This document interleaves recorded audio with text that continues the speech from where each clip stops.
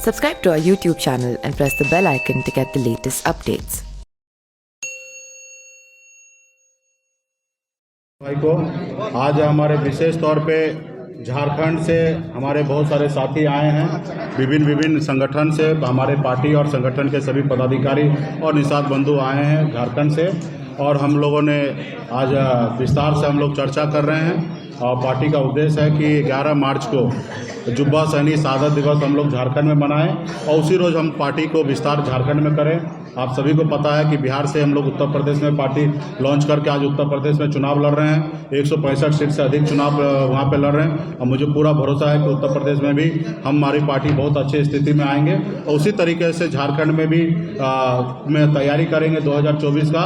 और यूपी, बिहार, झारखंड में एक ही हमारा मांग है कि निषाद समाज को आरक्षण मिले, उनके हक अधिकार मिले और निषाद का बेटा भी आने वाले समय में भी इस राज्य का मुख्यमंत्री बने, नेतृत्व करे। इस दिशा में हम लोग काम करें तो 2024 की तैयारी करने के लिए झारखंड से आज हमारे साथी जो यहाँ पे उपस्थित हुए हैं और उस पर विचार करके और पार्टी लॉन्च करके मजबूती से 2024 की तैयारी हम लोग करेंगे।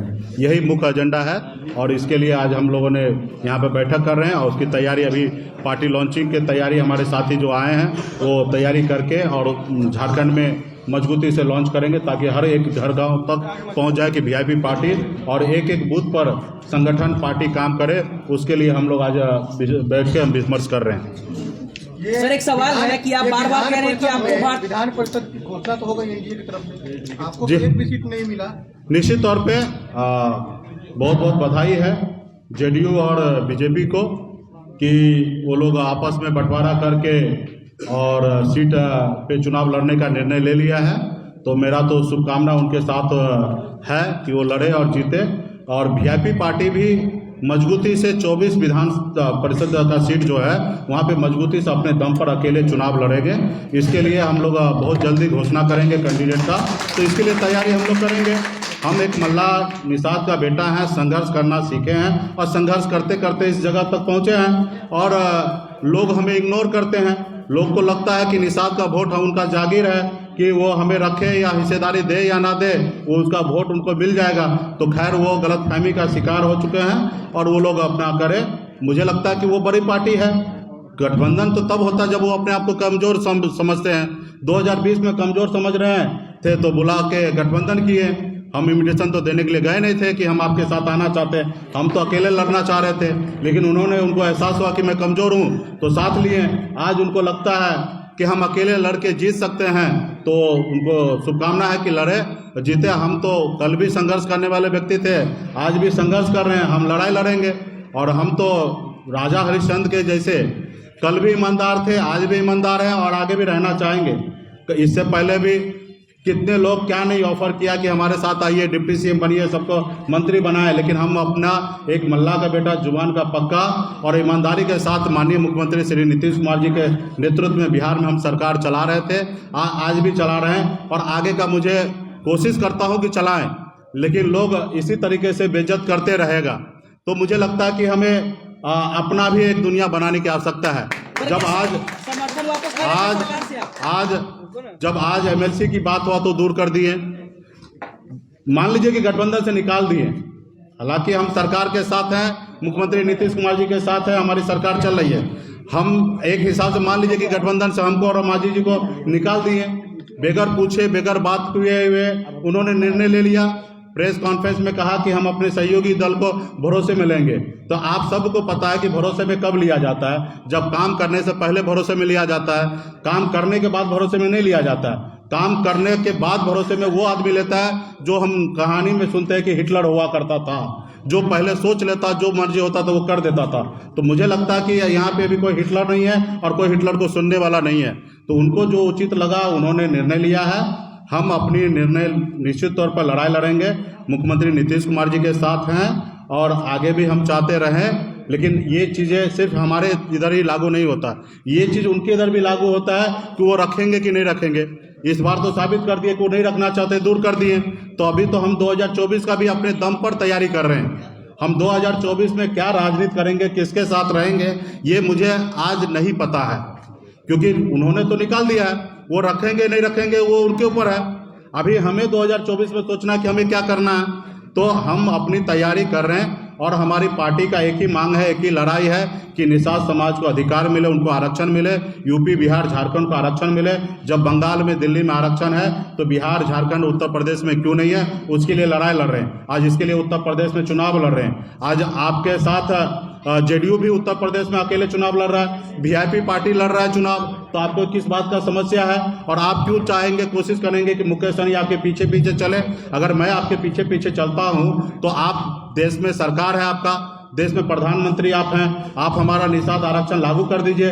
जैसे आपने 72 घंटा में सामान्य वर्ग के लोगों को आरक्षण लागू कर दिया, तो क्या निषाद का बेटा आपको गरीब नजर नहीं आता? जो 1 लाख 2 लाख रुपए सालाना कमाने वाला व्यक्ति आपको गरीब नजर नहीं आ रहा? आपने सामान्य वर्ग में 8 लाख कमाने वाले को अपने गरीब मानकर उसको आरक्षण दिया। मैं ये नहीं कभी किसी का विरोध करता हूँ कि क्यों आरक्षण दिया, आपने जो दिया वो दिया। आपको लगता है कि गरीब है तो आपने दिया। ये देश के और राज्य के खजाना पे सबसे पहला अधिकार गरीब का होना चाहिए, और आप जो किया, मुझे लगता है कि आपने सही किया।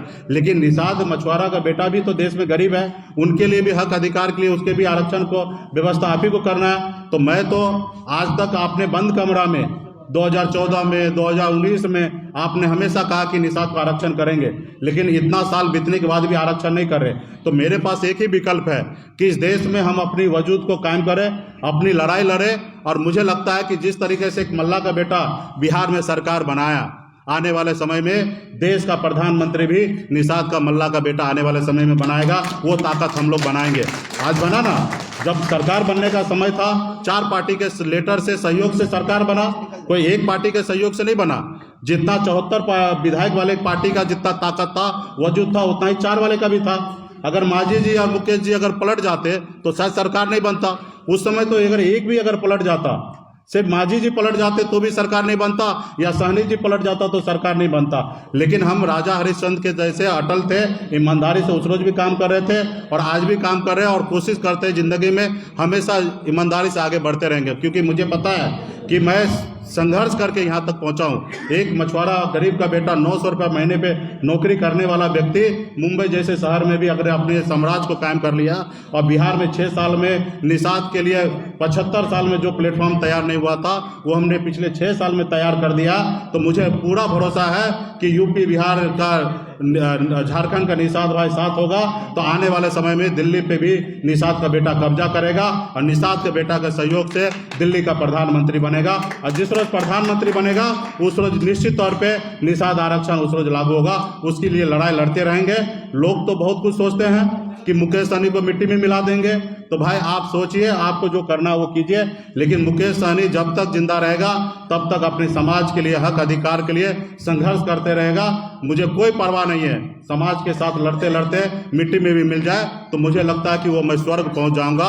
मुझे लगता है कि मैं स्वर्ग पहुंच जाऊंगा, क्योंकि समाज के लड़ते लड़ते अगर मुझे शहीद भी होना पड़े तो मैं तैयार हूँ। ये लगता है आपको कुछ संघर्ष होता है जो आपने नहीं, ये इस चीज को ऐसा नहीं लीजिए, इस चीज को ऐसे लीजिए कि देखिए, गठबंधन तो तब होता है जब आप अपने आप को कमजोर महसूस करते हैं कि हम कमजोर है तो इससे गठबंधन कर लेते हैं। तो अभी उन लोगों को लगता है कि हम मजबूत हैं, उनको किसी के गठबंधन की आवश्यकता नहीं है, तो इसलिए वो गठबंधन नहीं किए हैं। आज जैसे उत्तर प्रदेश में जेडीयू को साथ नहीं लिया या वीआईपी को साथ नहीं लिया, क्योंकि वहां पे वो अपने आप को मानते हैं कि हम मजबूत हैं।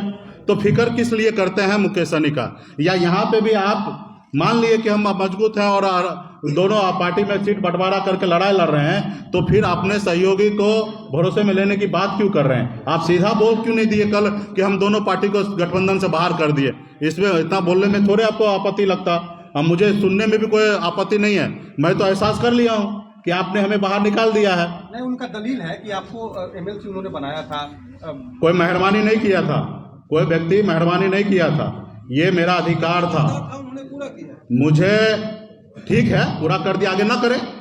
उनको जो लगता है, मेरा जो गठबंधन हुआ था आप सबके समक्ष में, और उसका गवाह आप ही लोग हैं और दूसरा कोई नहीं है। बिहार को जनता को समय आएगा तो आप ही बताइएगा कि जब चाणक्य होटल में प्रेस कॉन्फ्रेंस हुआ था वहाँ स्पष्ट हुआ था 11 सीट और 1 एमएलसी, और 1 एमएलसी जो होता है वो संपूर्ण 6 साल का होता है। तो उनका काम था एमएलसी बनाना और 11 सीट देना, उसने दिया, कोई मेहरबानी कोई नहीं किया था। अगर 11 सीट पे उन्होंने हमको वोट दिया तो हमने 11 सीट के अलावा बाकी जगह पे उनको हमने वोट दिलाया और कई ऐसे सीट को हमने जिताया है। तो गठबंधन तो यही होता है। तो हमें आगे भी वो उनका, अगर ईमानदार रहेंगे तो पूरा करेंगे, नहीं अगर रहेंगे तो ना करें, मुझे उसका परवाह कहाँ है। अगर उसका परवाह करते तो उत्तर प्रदेश में लड़बे करते हैं।